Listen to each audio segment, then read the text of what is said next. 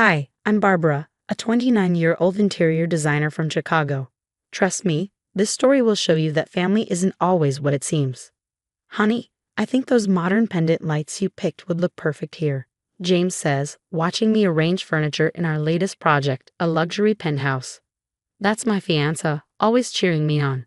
You're just saying that because you want to sell this place faster, I tease, though inside, I'm glowing. We're a dream team. He develops properties, I design them. Then my phone buzzes. Mom. Barbara, don't forget your brother's promotion party tonight. Don't be late like last time. I had a client meeting, Mom. Some of us actually work for what we achieve. Don't start with that attitude, she snaps. Tyler worked hard to become VP at your father's company. Hard work? Sure, like the time in high school when he took credit for my art project and won first place. Or when he convinced Dad not to fund my first design studio. But Tyler's always been the golden child. Later at the party, I'm showing Sarah, Tyler's wife, my wedding dress sketches. I'm having the family diamonds sewn into the neckline. Mom finally agreed. That's wonderful, Sarah says, her smile tight as her eyes flick to my engagement ring. Baby sis. Tyler slurs, stumbling over, whiskey heavy on his breath. Still playing with your little decoration business. It's called interior design, Tyler. And for your information, I just landed the Peterson contract. Dad cuts in, frowning. The Peterson contract? I was going to refer them to Thompson Designs. I got it on my own, Dad. Not everything has to come through you. Tyler sneers. Speaking of connections, I need to borrow some cash. Just temporary. Again? Sarah hisses, gripping her drink. We talked about this. Later, I catch Tyler on the phone in the garden. I'll get your money. Just give me more time.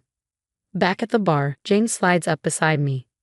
Your mom's asking about wedding plans. She seems intense. Wait till you see the dress. Vintage Vera Wang, modernized with the family diamonds. Mom nearly fainted when I suggested it. I laugh. James chuckles. As long as you're happy, though your brother seemed very interested in those diamonds. Tyler's always interested in anything valuable that isn't his, I say, watching him across the room. Charming investors while Sarah clutches her drink alone. That's my family, picture perfect on the outside, rotting on the inside. But soon, I'll have my own family with James, my own life. If only I'd known what was coming. The morning of my wedding week, the estate was buzzing with family and guests. It should have been exciting.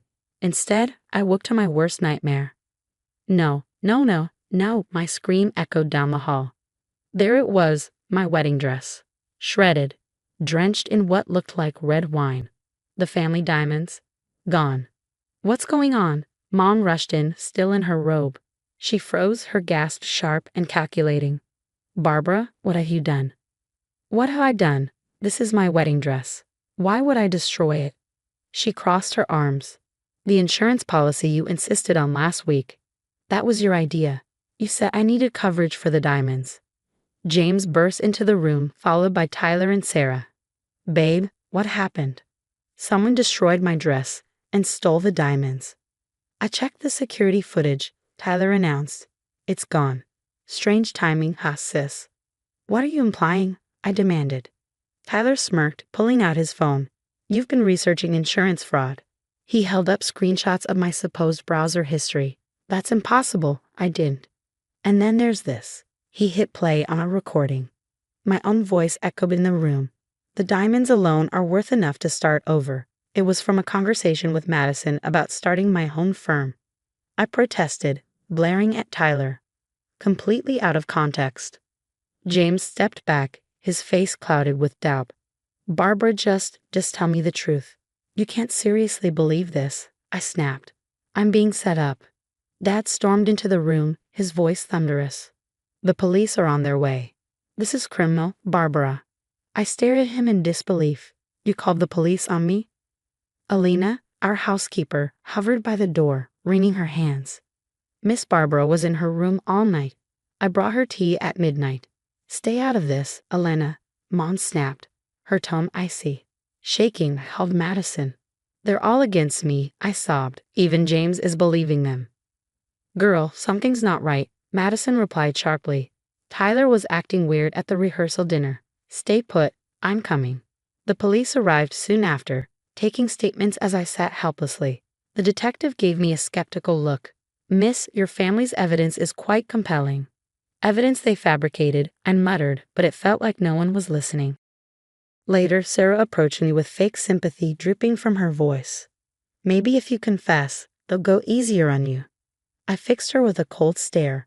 I think you know exactly what happened, Sarah. She flinched, just slightly, before walking away. By the time James found me packing my bags, I was done. The wedding's off, isn't it? I said, not bothering to look at him. Barbara, he hesitated. They're your family. Why would they lie?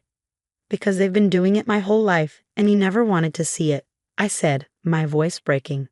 Madison burst in like a hurricane, her presence a lifeline. I'm getting you out of here. Something stinks, and it's not just your brother's cheap cologne.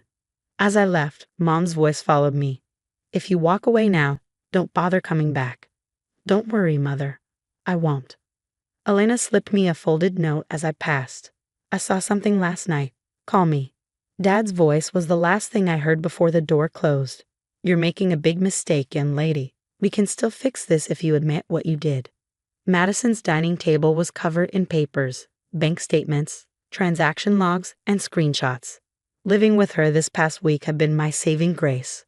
Tyler's been moving money around like a shell-game artist, Madison said, pushing a statement toward me. My hands trembled as I scanned the documents.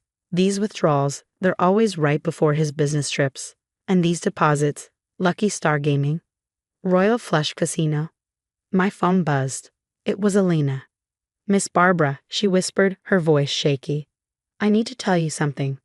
Last night wasn't the first time. What do you mean? I asked, gripping the phone tightly. Mr. Tyler, he's been having these calls late at night in the garden. Last week, I heard him begging someone for more time. They said something about breaking legs. He was crying. Did you tell my parents? They don't listen to the help, miss. But there's more. The night your dress was destroyed, I heard him again. He said, it's done. You'll get your payment tomorrow. Madison's eyes widened. Barbara, look at this. She pointed at more records. Tyler's been visiting First Choice Pawn every Tuesday for the past month. The family diamonds. And this deposit, I said, my heart sinking. It's massive, and it's the day after my dress was destroyed. My phone dinged with a text from Sarah. We need to talk. Tyler's acting strange. Don't respond, Madison warned. It could be another setup. Before I could decide, Tyler's name flashed on my screen. Against my better judgment, I answered, putting it on speaker. Madison hit record. You need to back off, Tyler hissed. Or what? I shot back. Going to destroy another dress. Listen here, he snarled. You have no idea what you're dealing with. Keep digging, and things will get a lot worse than a ruined wedding. Are the loan sharks squeezing you that hard, brother dear? His breath caught. You don't know anything.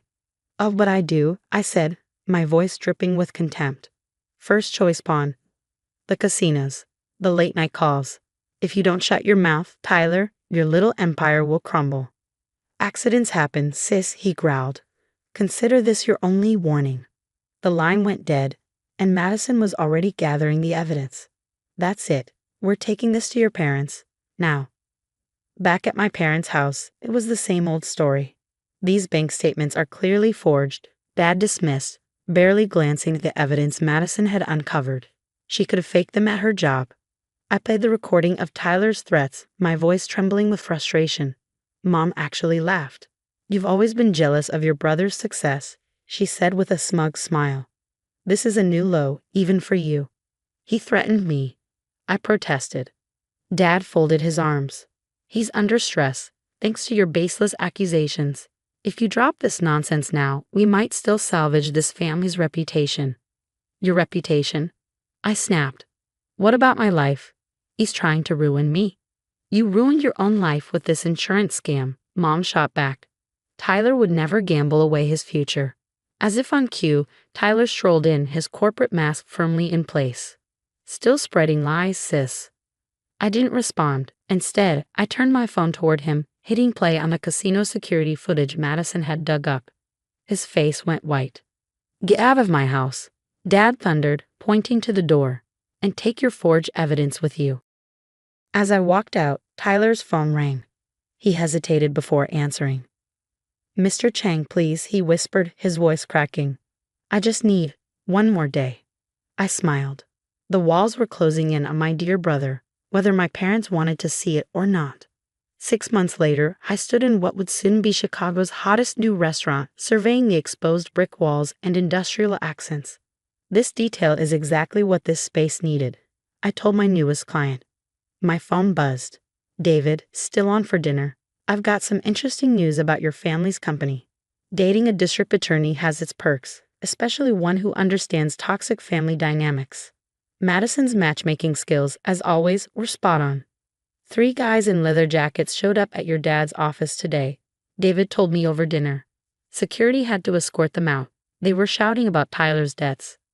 The next morning, the Chicago Tribune headline read, "Harrison family business under investigation for massive fraud." Madison's bank had uncovered years of embezzlement. Later that day, Elena called. "Miss Barbara, remember the backup system Mr. Harrison had installed last year? I saved all the footage. The police have Tyler on camera destroying your dress." My phone rang again. "Mom, decline." Then Dad, decline. A text from Tyler. "Please, I need help. They're going to arrest me." By evening, every channel was covering the story. Prominent Chicago family in shambles. VP son faces criminal charges. I sat in my new office, thinking about the scared girl who once begged for her family's approval. She's gone now. My first mentee arrived, a young designer with big dreams. As I shared my story, teaching her to recognize red flags and value herself, I realized something profound. Sometimes, losing everything is life's way of showing you what you never needed in the first place. And now, I have a question for you. What would you do if your entire family united against you and the person you were about to marry started doubting you? Would you fight to prove your innocence like I did? Or would you walk away and start fresh without looking back? Let me know in the comments below. Your support means everything to this channel. If you'd like to hear more stories about overcoming toxic family dynamics and emerging stronger, don't forget to hit subscribe and turn on notifications. I read every comment and can't wait to hear your thoughts. Where do you draw the line between forgiveness and self-preservation? Would you give your parents a second chance after everything fell apart? Let's talk about it.